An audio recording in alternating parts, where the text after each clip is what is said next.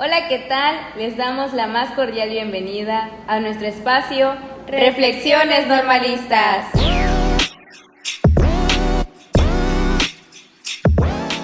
Un podcast donde analizaremos desde nuestra formación docente aquellos temas que marcan la diferencia en nuestra práctica. Yo soy Nancy Karen. Y yo soy Arosimei. Hoy queremos platicar y reflexionar con ustedes sobre un tema que atraviesa nuestra labor cotidiana, la evaluación. Pero desde el enfoque formativo, aplicado al trabajo con los proyectos y los campos formativos, como lo propone la nueva escuela mexicana.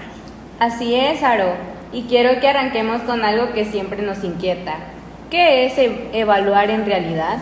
Porque muchas veces cuando nos piden evaluar un proyecto o un producto final, lo primero que pensamos es en poner una calificación, o en llenar un cuadro de la cartilla o en justificar un número. Pero el enfoque formativo nos dice que la evaluación debe ser un proceso sistemático, que nos permita tomar decisiones para mejorar lo que enseñamos y lo que las y los niños están aprendiendo.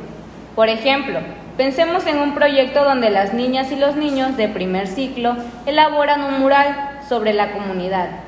Evaluar formativamente sería no solo calificar el dibujo final o la limpieza del mural, sino analizar cómo construyeron las ideas, cómo dialogaron, cómo fueron vinculando lo que saben con lo nuevo que descubren desde su entorno. Y qué importante es eso que mencionas, Nancy, porque el enfoque formativo nos exige a cambiar el chip, dejar de ver la evaluación como un fin o un requisito y empezar a verla como un camino para acompañar a nuestras y nuestros estudiantes en sus procesos. En el documento, el enfoque formativo de la evaluación nos recuerda que medir, calificar, acreditar y evaluar son cosas completamente distintas, aunque a veces en la práctica las confundimos. Medir es dar un valor numérico, pero no basta para saber si nuestras niñas y niños están logrando un aprendizaje profundo en los proyectos. Exacto. Medir sería, por ejemplo, asignar un puntaje al cartel que elaboraron sobre el cuidado del agua, por ejemplo. Pero evaluar en el sentido formativo implicaría observar cómo aplicaron esos conocimientos del campo formativo de naturaleza y sociedades, cómo se organizaron en equipo, cómo argumentaron sus ideas y cómo conectaron ese aprendizaje con la vida cotidiana. Imagina que en este proyecto algunos niños no lograron expresar bien sus ideas en el cartel.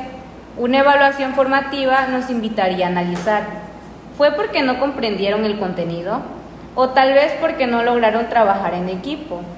O ya por último, porque les faltó apoyo en el uso de herramientas gráficas. Y aquí es donde viene el primer punto crítico.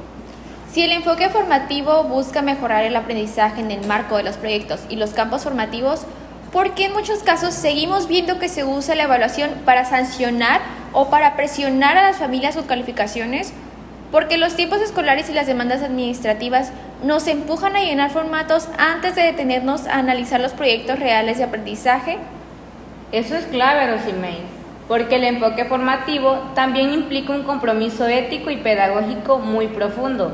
No solo basta con aplicar un instrumento de evaluación, necesitamos usarlo de manera para transformar lo que hacemos en el aula y sobre todo para crear nuevas oportunidades para las niñas y los niños.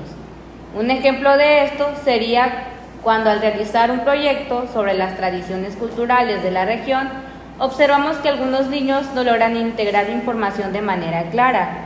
Una evaluación formativa nos llevaría a diseñar nuevas actividades, tal vez un conversatorio con sus familias o una visita guiada al museo comunitario. Así crearemos nuevos puentes para el aprendizaje. Y no podemos dejar de hablar de la retroalimentación. El documento lo subraya como un elemento esencial. Sin retroalimentación, la evaluación formativa pierde completamente su sentido. Y ojo, no se trata de un comentario superficial o un muy bien o échale ganas. Se trata de una guía concreta que pueda ayudar a mejorar. Exacto, y aquí podemos pensar en ejemplos muy concretos. Imaginen el proyecto del campo de lenguajes donde el producto es una historieta creada colectivamente.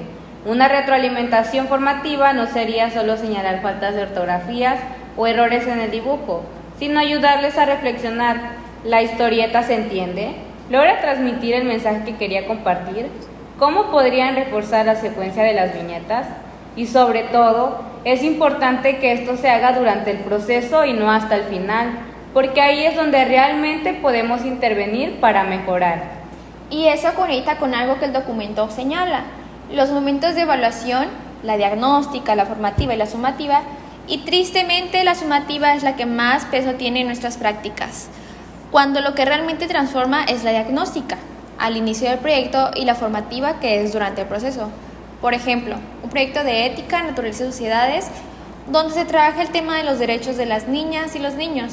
La evaluación diagnóstica podría ser un pequeño debate o una lluvia de ideas para pensar que ya saben sobre sus derechos, y la formativa sería ir acompañando cómo van construyendo sus argumentos en el proyecto. Y en la función social de la evaluación hay mucho que repensar, porque comunicar los avances a las familias no debería ser solo entregar un informe o una calificación a los padres de familia. ¿Cuántas veces acompañamos la entrega de resultados con recomendaciones claras? Por ejemplo, decirle a la madre del padre o tutor: observé cómo su hijo disfruta contar historias. Pueden reforzar esto leyendo juntos en casa. O su hija muestra interés en el cuidado del medio ambiente. Podría participar en actividades comunitarias. Eso es parte de la función social formativa de la evaluación que deberíamos realizar. Así es, y también debemos mirar de frente el tema de la ética en la evaluación. El documento nos plantea con claridad que debemos actuar con justicia, con respeto y por supuesto con equidad. Esto implica escuchar todas las voces, asegurar que no dejemos fuera a quienes tradicionalmente han sido excluidos. Por ejemplo, en un proyecto de la inclusión donde participe un alumno con discapacidad auditiva, nos aseguramos de adaptar las actividades y los instrumentos para que pueda mostrar lo que sabe, o evaluamos bajo los mismos criterios sin considerar sus necesidades. Y eso, compañera, nos lleva a pensar en los retos reales de la evaluación formativa, porque como bien señalas, necesitamos recursos, tiempo, acompañamiento institucional. No basta con la intención, se requiere de un trabajo colaborativo, de reflexión compartida y de materiales adecuados que nos permitan sostener esa evaluación ética y formativa en los proyectos. Piensa en el caso del proyecto sobre patrimonio cultural, donde se espera que las niñas y los niños elaboren un video. La evaluación formativa ahí debería incluir no solo el producto final, sino el proceso, cómo investigaron, cómo tomaron acuerdos, qué papel tuvo cada uno. Claridad si los niños pudieron desarrollar todos los PDA, o si identificaron lo que los estudiantes ya saben y pueden llegar a lograr, y las estrategias de andamiaje ajustadas a sus necesidades.